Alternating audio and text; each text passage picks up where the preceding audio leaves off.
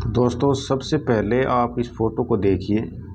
इसमें आपको नज़र आ रहा होगा कि खेतों में किसी किसान ने सब्ज़ी बो रखी है और पास में ही एक आपको सांप नज़र आ रहा है। तो इस तरीके से जहाँ सब्ज़ी होती है या हमारी फसलें होती है, वहाँ पर इस तरह के जीव भी पाए जाते हैं। तो अब मान लीजिए कि इस जीव ने इस सब्ज़ी को काट लिया, तो इसमें इसने जहर भी छोड़ दिया होगा।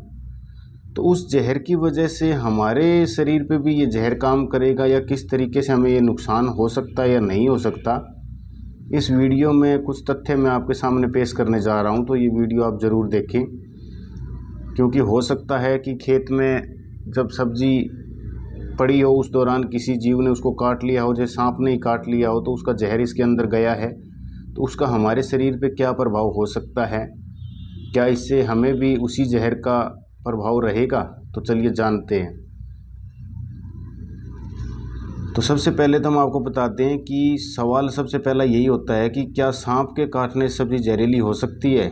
अगर किसी सांप ने ज़मीन पर उगी सब्ज़ी जैसे कद्दू, लौकी, बैंगन या साग को काट लिया है, तो इसके पीछे की संभावना न के बराबर है, क्योंकि सांप निर्जीव वस्तुओं या पौधों पर हमला नहीं करते हैं। लेकिन यदि मान लें कि किसी स्थिति में जहर सब्जी की सतह पर लग गया, तो भी इसके दुष्प्रभाव की संभावना बहुत कम है। इसके पीछे दो मुख्य वैज्ञानिक कारण हैं। वेनम बनाम पॉइजन। सांप का जहर वेनम होता है, पॉइजन नहीं। वेनम तभी काम करता है जब वह सीधे खून में मिले। अगर आप इसे निगल लेते हैं और आपके पेट या मुंह में कोई घाव नहीं है, तो पेट का जो एसिड है वो इसे प्रोटीन की तरह पचा देता है। पौधों के सोखने की शक्ति। अब पौधे इंसानों की तरह जहर को अपने पूरे सिस्टम में नहीं फैलाते। सांप का जहर एक जटिल प्रोटीन होता है जिसे पौधे की कोशिकाएं सोखकर फल या सब्जी के अंदरूनी हिस्से तक नहीं ले जा सकती।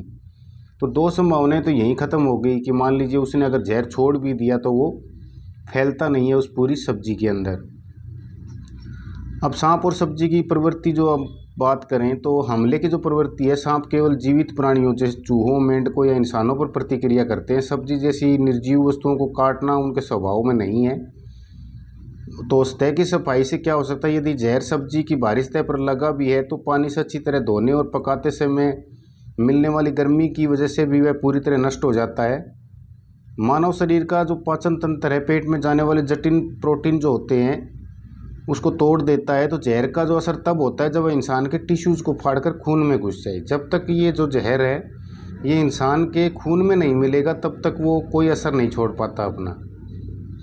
सांप सब्जी को काटे या न काटे, लेकिन सांप के रेंगने से उसकी त्वचा पर मौजूद बैक्टीरिया या सैल्मोनेला जैसे कीटाणु सब्जी पर लग सकते हैं, जिससे संक्रमण का खतरा रहता है।